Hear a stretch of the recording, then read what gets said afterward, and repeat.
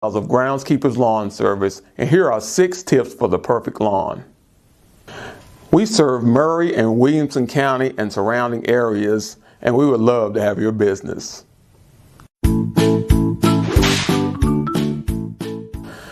Tip number 1 is climate.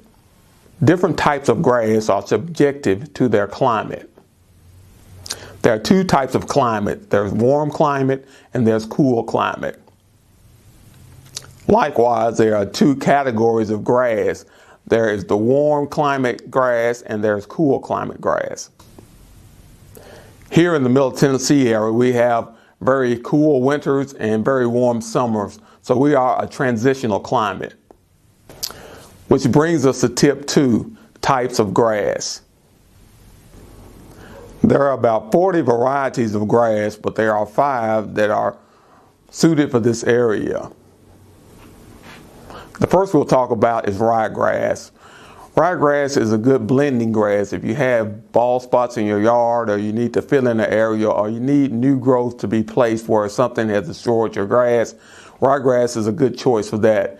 Now, ryegrass is a cool weather grass, but the only problem with fescue grass is that it has a low drought tolerance and may need watering from time to time. The next grass is Kentucky bluegrass. Kentucky bluegrass is very popular around this area, but it is a cold climate grass, but it may require more attention than others on this list. The next grass is Bermuda grass. Bermuda is a very hardy grass and it withstands high traffic. It has a high water drought tolerance. Bermuda grass is a very dominant grass and has a tendency to overtake any other grasses in your lawn. But the plus side of that is it's able to take over weeds as well. It will smother out weeds. It has a very high drought tolerance. It doesn't need a lot of water and is very good for this area. The next grass is Zoysia grass. Zoysia grass came to the United States about 1911, coming from Asia, but it has a lot of the similarities of Bermuda grass. It's very good for this area because it withstands high traffic. It also is a high tolerance for drought and it's very low maintenance. And like Bermuda grass, it has a tendency to take over wherever it's planted. So therefore it's good for destroying weeds and for making a green plush lawn. Now, the most popular grass in this area is the tall fescue. You'll see the tall fescue in a lot of sports fields and a lot of people's yards because it's very high drought tolerance.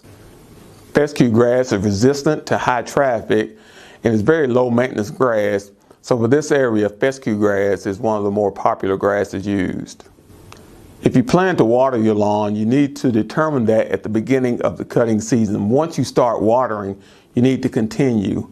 The tall fescue, Bermuda, and Zoysia grasses need very little watering because they have a high tolerance for drought.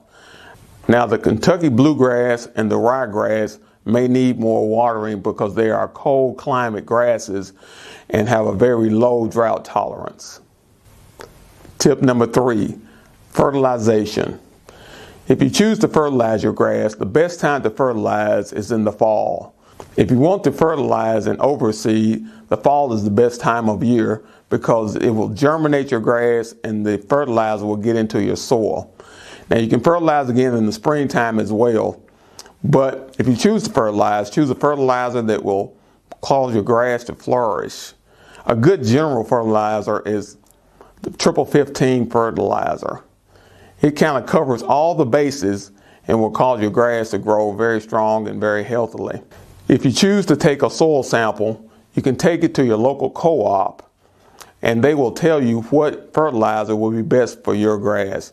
Nitrogen is very important to grass growth. Nitrogen, phosphorus, and potassium are the 3 main ingredients in fertilizer. And depending on your grass needs, they can be found in different quantities in different fertilizers. Tip number 4, weeds and the controlling of them. To stay ahead of your weed problem, you should apply a weeding feed to your lawn. The best time to put out your weeding feed is in the early spring. The weeding feed contains fertilizer as well as weed killer.